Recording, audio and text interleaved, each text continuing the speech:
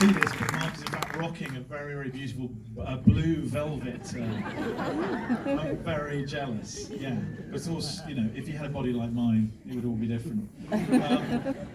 Anyway, so I'm here for the first time, in a way, as a third of those three people that Edith just mentioned as a writer. I've never written anything myself before.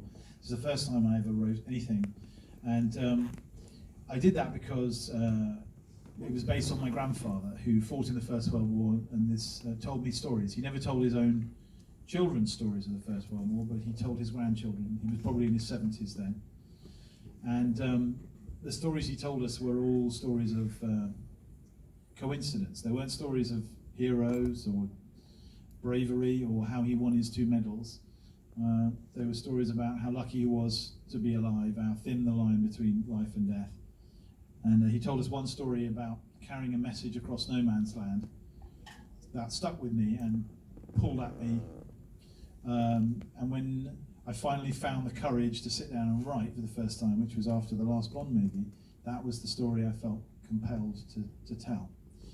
Then we added into it these unusual ideas. One is that it would take place, this carrying of message would take place in 2 hours of real time, and the second was that it would be one unbroken shot.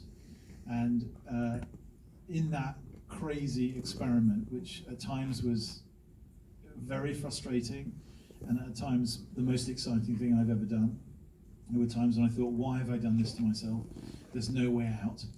And then there were times when I thought, you know what, no way out is a good way to feel if you're an audience. And in that I was assisted by so many talented people, in particular, for me, the greatest cinematographer living, Roger Deakins. He got a whoop there, I'll tell him that. But at the end of the day, I made it not just to honour the men of my grandfather's generation, many of whom died next to him, but for the audience. I think we're at a time now where, you know, those of us who believe in cinema and believing in sitting and watching as a group in a place like this, these movies are increasingly rare and increasingly important, whether you like it or not. You can't deny that we've used everything at our disposal. The most contemporary way of filmmaking, surround sound, music, to give you a collective experience. We build these palaces for ourselves, like the ones you're sitting in at the moment. We should use them, and it's up to filmmakers to try and fill them. And I hope that's what we've done. I'm very proud of it.